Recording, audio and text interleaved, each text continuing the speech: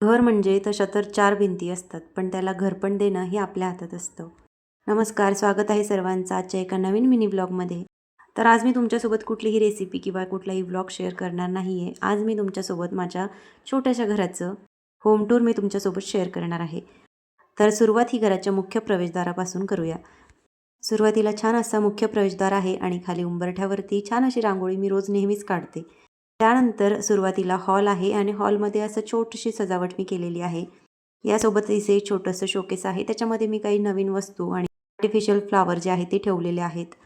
आणि वरच्या बाजूला छान असे 2 वेल मी लावलेले आहे आणि तिथे गाय वासराची एक छोटीशी मूर्ती देखील आहे आणि पिरॅमिडसुद्धा मी तिथेच ठेवत असते. त्यासोबत वटवृक्ष मी घरीच स्वामींसाठी तयार केलेला आहे. काही हाताने बनवलेल्या वस्तू आहेत, हाताने सजवलेल्या बॉटल आहेत, तर त्या मी इथे ठेवते.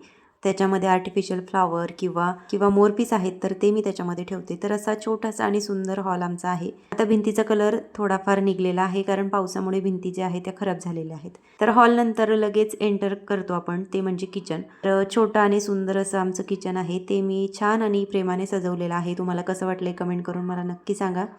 तर इथे मी आणि बऱ्यापैकी वेळ माझा इथेच जातो. त्यानंतर किचनच्या अगदी समोर आहे ते म्हणजे देवघर. तर ही खोली एकदम रिकामी आहे, याच्यामध्ये काही सामान नाही. पण तरी आम्ही याला देवघर म्हणतो, कारण इथे देवांचा वास असतो. त्यामुळे मी याला देवघरच म्हणते. कारण इथे मी फक्त देवघर ठेवते आणि त्यासोबतच ड्रेसिंग टेबल, कपाट आणि मुलांचा टेबल, त्यासोबतच छोटंसं कपाट आहे. तर ह्या सगळ्या वस्तू मी इथे ठेवलेल्या आहे. शिवाय त्याच्या बाजूला एक आणखीन रूम आहे, तर इथे फक्त अंथरुणं असतात आणि एक फर्निचरसुद्धा आधीच केलेलं आहे.